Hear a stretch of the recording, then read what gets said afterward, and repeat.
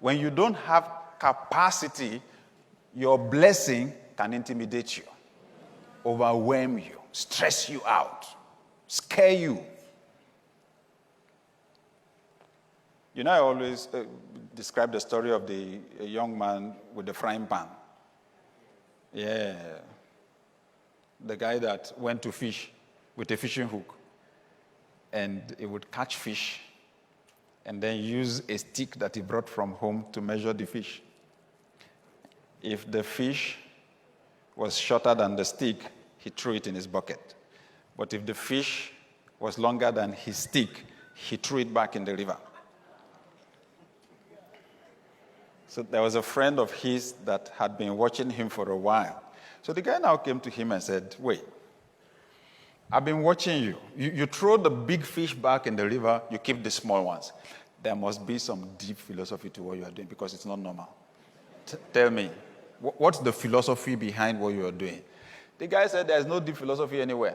I have a frying pan in my house. I've used this stick to measure the diameter of the frying pan. So any fish that is longer than this stick is too big for my frying pan. That's why I throw them back in the river. Yes. The human mind functions exactly like that frying pan. How many times have you thrown away an idea, a suggestion, even if it was a joke, just because it was too much for you?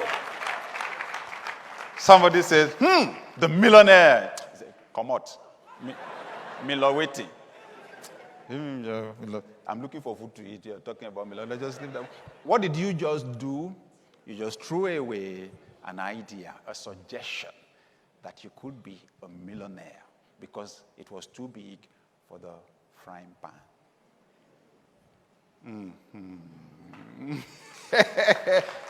Help me to tell the person sitting next to you, expand your frying pan.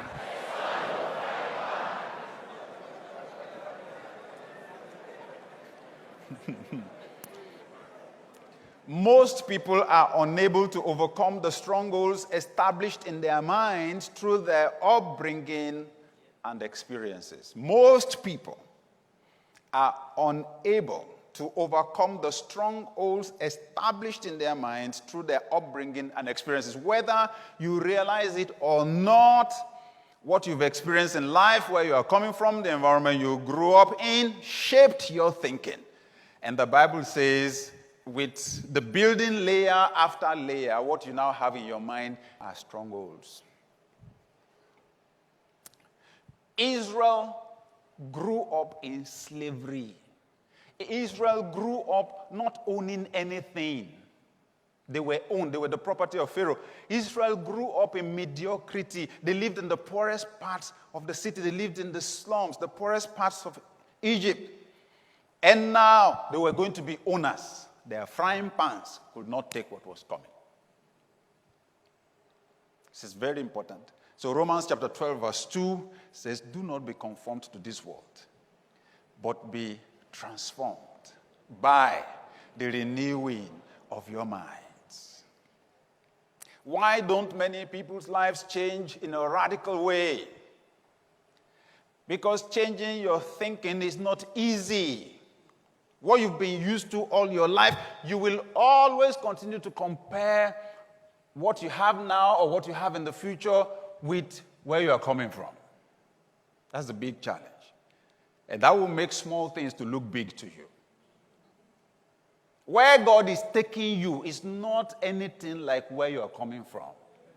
You have to get ready to lose sight of the past. Press reset in your system. Get out of the default mode. Erase your old programming. So Paul the Apostle says in 2 Corinthians chapter 10, verses 3 to 5, the weapons of our warfare are not man-made. They are mighty through God to pull down strongholds. Casting down imaginations, thoughts, ideas, concepts. Mindsets and strongholds create lack of flexibility.